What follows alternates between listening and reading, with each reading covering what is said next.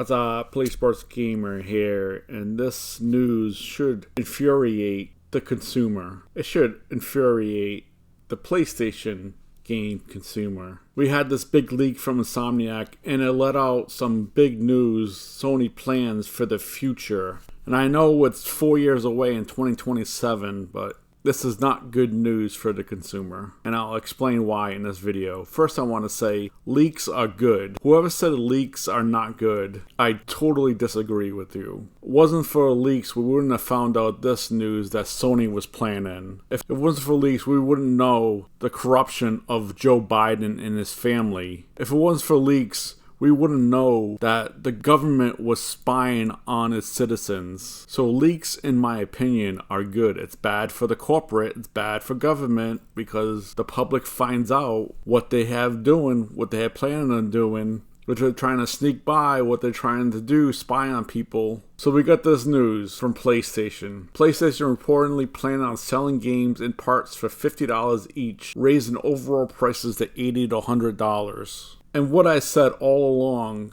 is, in my past videos, and I always say that never buy games at full price. Never buy games at full price. And I'll tell you why. I'll tell you after I get through this segment what Insomniac is planning with PlayStation. Even with AAA games raising their prices across the board to a new $70 standard, Sony is planning on release Spider-Man 3 in 3 parts. 2 parts from the main game and with the multiplayer separately for a grand total of $150. Are you really going to spend $150 on a single game? I try not to spend full price for a game. I get the YouTubers trying to get as many views as they can, so they have to buy the latest and greatest games on release day so they can release gameplay on their channels to get the most views possible. I get that. But most of these big YouTubers that have these gameplays, say like the Rad Brad, who made millions from doing this, get these games for free. So we're talking middle tier, the low tier YouTubers spending their hard-earned money trying to get gameplay on their channel to get the most views and get the most money. I can't remember the last time I spent a full price for a game. It's been a while. I tried to wait until it's like $20 to $30 and then I buy that game. I use game rewards to buy that game. And I know I'm a small time YouTuber. I'm never gonna get to 1,000 probably. And it doesn't matter to me, and it doesn't matter to my channel if I'm releasing gameplay for the latest and greatest games, because I'm not going to get money from it. So it doesn't matter how many views I get, because my subscriber count is going to stay low. It's going to take many years for me to actually get up to maybe 1,000. I get that. I totally get that. And I totally get these other YouTubers who is probably close to 1,000, want to get the subscribers and want to release the gameplay, and they spend full price for a game. But you're spending full price lately for a buggy game. It takes probably 6 months to a year after the release to get like the game that the developer intended to release. So it sucks on people that spend full price on a game because they're not getting the game that was meant to be released. And I should say Cyberpunk as a prime example. Now you get Cyberpunk and it's an awesome game, but if you got on release day, it was unplayable. So I wish people would not spend full price for a game. Wait till it goes on sale, wait till it goes down on price. I know you'd be waiting months to like a year after the game's released to get to the lower price, but it's worth it in my opinion. Case in point, Hogwarts Legacy. I had been waiting a while for that game to get down in price. I really want to play that game. I've heard nothing but great things about it, but I'm not going to spend full price. Right now it's on sale for $35. I'm still not going to spend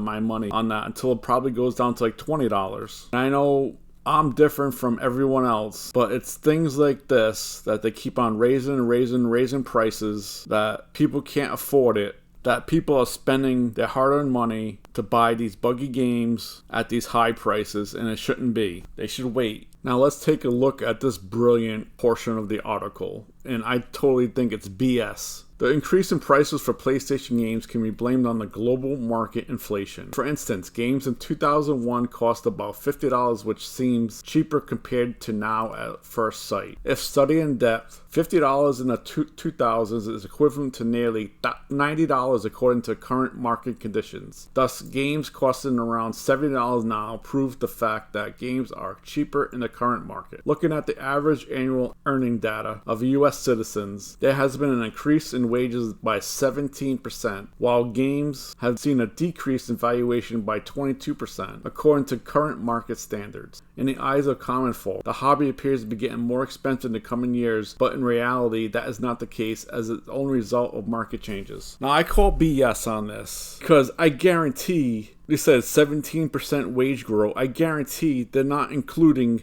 utility costs, they're not including gas costs, they're not including food costs, they're not including insurance, cars.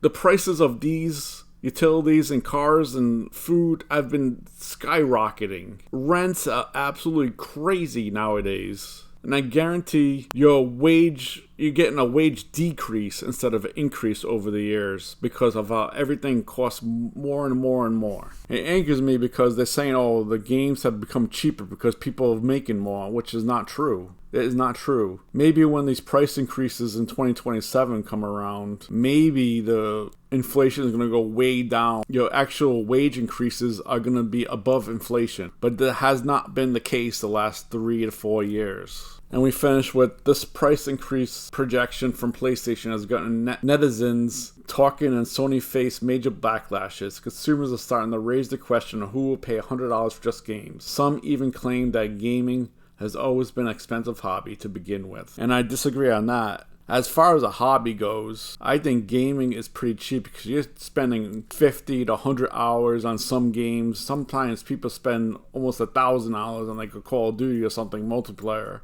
So with the amount of hours put into the amount of cost it does to buy a game, I think it's a pretty cheap hobby.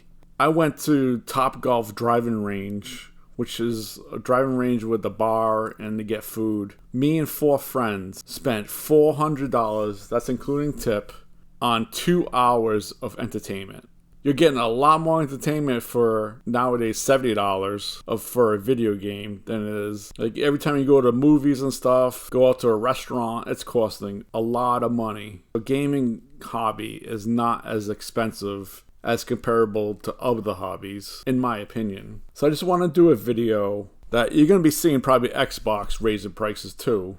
I think consumers should fight against this, and in order to do that is wait to buy games until they get to the deep discount. I really don't think anyone should be buying full-priced games nowadays. As I stated, that they always release them in a buggy mess. The game is not good for another 6 to 12 months after release. That's when you should buy the games, and at that time, they're probably cheaper. Let me know what your PlayStations think about Spider-Man 3, where they're going to release the game in 2 parts, plus another part for multiplayer at $50 each. You're going to be spending $150 on that game. Comment down below, and please subscribe and like. Thanks. See ya.